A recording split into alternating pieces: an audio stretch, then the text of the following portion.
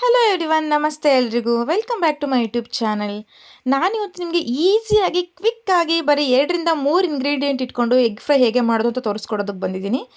So ಬನ್ನಿ ಹೇಗೆ ಮಾಡೋದು ಅಂತ ನೋಡೋಣ. ಅದಕ್ಕಿಂತ ಮುಂಚೆ ಯಾರು ಈ ವಿಡಿಯೋನ ಸಬ್ಸ್ಕ್ರೈಬ್ ಮಾಡದೆ ನೋಡ್ತಿದ್ದೀರಾ ದಯವಿಟ್ಟು ಸಬ್ಸ್ಕ್ರೈಬ್ ಮಾಡಿ. ಬನ್ನಿ ಈಗ ರೆಸಿಪಿ ಸ್ಟಾರ್ಟ್ ಮಾಡೋಣ. ಫಸ್ಟು ಒಂದು ಕಡಾಯಿನ ನಾನು ಸ್ಟವ್ ಮೇಲೆ ಇಟ್ಕೊಂಡು ಅದಕ್ಕೆ ಒಂದು ಅರ್ಧ ಸ್ಪೂನಷ್ಟು ಜೀರಿಗೆ ಹಾಗೆ ಒಂದು 4 ರಿಂದ 5 ಮೆಣಸುಗಳನ್ನ ಹಾಕ್ಕೊಂಡು ಹುರ್ಕೊಳ್ಬೇಕು. ಸ್ವಲ್ಪ ಡ್ರೈ ರೋಸ್ಟ್ ಮಾಡ್ಕೋಬೇಕು. ನಾನು ಮಾಡ್ಕೊಂಡಿದ್ದೆ ಸ್ವಲ್ಪ ಸೀದೋಯ್ತು, ನೀವು ಆ ಥರ ಮಾಡ್ಕೊಬಿಡಿ. ಸ್ವಲ್ಪ ಹಾಫ್ ಫ್ರೈ ಮಾಡ್ಕೊಂಡ್ರೂ ಸಾಕು. ಸೊ ಅದನ್ನು ತೆಗೆದು ಸೈಡಿಗೆ ಇಟ್ಕೊಂಡು ಅದೇ ಕಡಾಯಿಗೆ ಸ್ವಲ್ಪ ಆಯಿಲ್ನ ಹಾಕ್ಕೊಂಡೆ. ಆಯಿಲ್ ಬಿಸಿ ಆಗಿದ ಮೇಲೆ ಒಂದು ಈರುಳ್ಳಿನ ಸಣ್ಣದಾಗಿ ಹೆಚ್ಚಿಟ್ಕೊಂಡಿದ್ದೆ. ಸೊ ಅದನ್ನು ಸಹ ಆ್ಯಡ್ ಮಾಡಿದೆ. ಆಯಿಲಲ್ಲಿ ಅದು ಸಹ ಚೆನ್ನಾಗಿ ಫ್ರೈ ಆಗಬೇಕು. ಆನಿಯನ್ನ ಸಹ ಫ್ರೈ ಮಾಡ್ಕೊಳ್ಳಿ.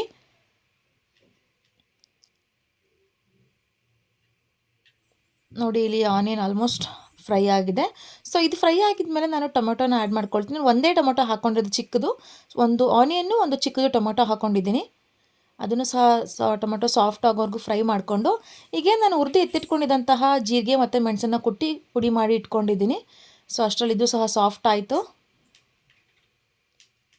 ಸೊ ಈಗ ಇದಕ್ಕೆ ನಾನು ಆ್ಯಡ್ ಮಾಡೋವಂಥದ್ದು ಕುಟ್ಟಿಟ್ಕೊಂಡಿರೋಂಥ ಪುಡಿ, ಖಾರದ ಪುಡಿ, ಅರಿಶಿನ ಹಾಗೆ ಉಪ್ಪು ಇಷ್ಟನ್ನು ಹಾಕಿ ಚೆನ್ನಾಗಿ ಮಿಕ್ಸ್ ಮಾಡ್ಕೊಳ್ತಾ ಇದ್ದೀನಿ.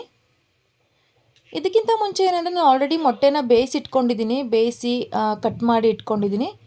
ಸೊ ಇದೆಲ್ಲ ನೀಟಾಗಿ ಫ್ರೈ ಆದಮೇಲೆ ಆಯಿಲೆಲ್ಲ ಬಿಡಬೇಕು. ಸೊ ಅಷ್ಟು ಚೆನ್ನಾಗಿ ಫ್ರೈ ಆಗಬೇಕು. ಅದು ಫ್ರೈ ಆದಮೇಲೆ ನೋಡಿ, ನಾನು ಈ ಥರ ಸ್ಲೈಸಾಗಿ ಕಟ್ ಮಾಡಿ ಇಟ್ಕೊಂಡಿದ್ದೀನಿ ಮೊಟ್ಟೆಗಳನ್ನ. ಇದನ್ನೆಲ್ಲ ಒಂದೊಂದಾಗಿ ಆ್ಯಡ್ ಮಾಡ್ತಾ ಹೋಗಬೇಕು. ನೋಡಿ, ಆ್ಯಡ್ ಮಾಡಿ ಒಂದೊಳ್ಳೆ ಮಿಕ್ಸ್ ಕೊಟ್ಟರೆ ತುಂಬ ಚೆನ್ನಾಗಿರುವಂಥ ಎಗ್ ಫ್ರೈ ರೆಡಿ ಆಗುತ್ತೆ.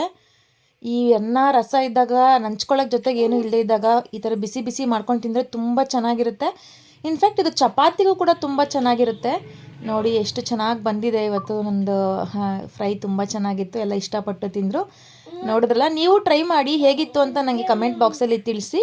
ಇಷ್ಟ ಆದರೆ ಲೈಕ್ ಮಾಡಿ, ಶೇರ್ ಮಾಡಿ, ಹಾಗೆ ನನ್ನ ಯೂಟ್ಯೂಬ್ ಚಾನಲನ್ನು ಸಬ್ಸ್ಕ್ರೈಬ್ ಮಾಡೋದನ್ನ ಮರಿಬೇಡಿ. ನೋಡಿ, ನನ್ನ ಮಗ ನನಗೆ ವಾಯ್ಸ್ ಕೊಡೋದಕ್ಕೂ ಸಹ ಬಿಡ್ತಾಯಿಲ್ಲ, ಎಷ್ಟು ಕಷ್ಟ ಕೊಡ್ತಿದ್ದಾನೆ. ಮಕ್ಕಳಿದ್ರೇ ಹಿಂಗೆ ಅಲ್ವಾ, ಬಟ್ ಆದರೂ ಇಷ್ಟ ಆಗುತ್ತೆ.